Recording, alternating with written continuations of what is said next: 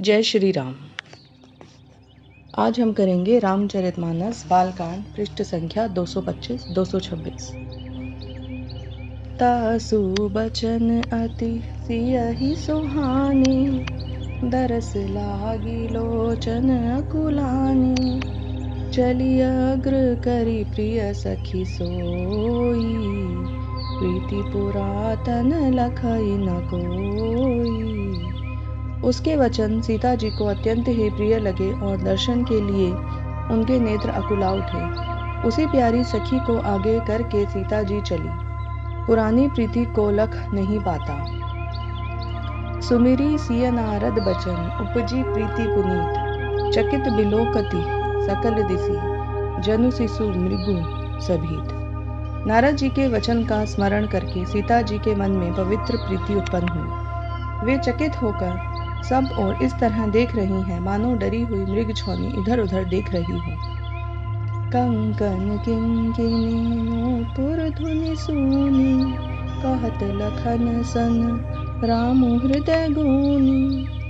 मानहु मदन दुंदुभि दीन्हि, मनसा बेस्व विजय कह कीन्हि। कंकन, करधनी और पायजेब के शब्द सुनकर श्री रामचंद्र जी के हृदय में विचार कर लक्ष्मण से कहते हैं, मानो कामदेव ने विश्व को जीतने का संकल्प करके डंके पर चोट मारी है। अस कहीं फिर चितए तेहि ओरा, सिय मुख शशि भय नयन चकोरा।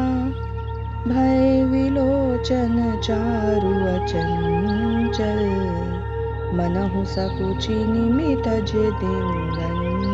चल। ऐसा कहकर श्री राम जी ने फिर उस ओर देखा। श्री सीता जी के मुख रूपी चंद्रमा के लिए उनके नेत्र चकोर बन गए, सुंदर नेत्र स्थिर हो गए, मानो निमि ने जिनका सभी पलकों में निवास माना जाता है। लड़की दामाद के मिलन प्रसंग को देखना उचित नहीं, इस भाव से सकुचा कर पलकें छोड़ दी, पलकों में रहने छोड़ दिया, जिससे पलकों का गिरना रुक गया। देखी सिय शोभा सुख पावा, हृदय सरात बचनु नावा। जनु बिरंची सब निज निपुनाई, बिरचि बेस्व कह प्रगति दिखाई। सीता जी की शोभा देखकर श्री राम जी ने बड़ा सुख पाया। हृदय में उनकी सराहना करते हैं, किंतु मुख से वचन नहीं निकलते, मानो ब्रह्मा ने अपनी सारी निपुणता को मूर्तिमान कर संसार को प्रकट कर दिया हो। सुंदरता कहु सुंदर करई, छवि गृह दीप शिखा जन बरई। सब उपमा कबि रहे जुठाई, केहि पट तरउ विदेह कुमारी। वह सुंदरता को भी सुंदर करने वाली, मानो सुंदरता रूपी घर में दीपक की लौ जल रही हो। अब तक सुंदरता रूपी भवन में अंधेरा था, वह भवन मानो सीता जी की सुंदरता रूपी दीप शिखा को पाकर जगमगा उठा है, पहले से भी अधिक सुंदर हो गया है। सारी उपमाओं को तो कवियों ने झूठा कर दिया। मैं जनक नंदिनी सीता जी किसने उपमा दो।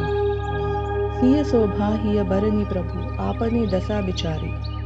बोले सुचिमन अनुज संग, बचन समय अनुहारी। हृदय में सीता जी की शोभा का वर्णन करके और अपनी दशा को विचार कर प्रभु श्री रामचंद्र जी पवित्र मन से अपने छोटे भाई लक्ष्मण से समय अनुकूल वचन बोले। तात जनक तन आया सोई, धनुष यज्ञ जेहि कारण होई।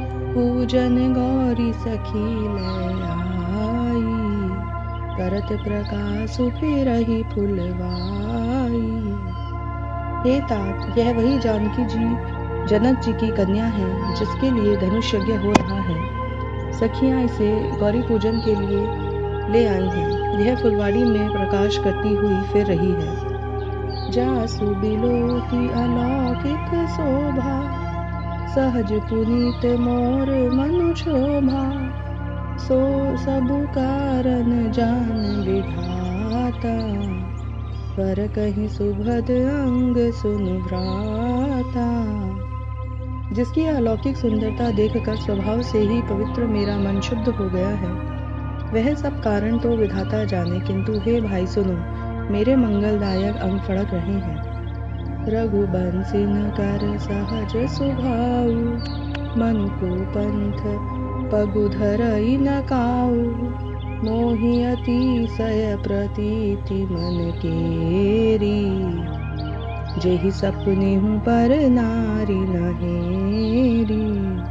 रघुवंशियों का यह स्वभाव है कि उनका मन कभी कुमार्ग पर पैर नहीं रखता। मुझे तो अपको मन का अत्यंत ही विश्वास है कि जिसने स्वप्न में भी पराई स्त्री पर दृष्टि डाली है, जिन कैलहि नर पुरन पीठी, नहीं पावहि परतिय मनु डीठी।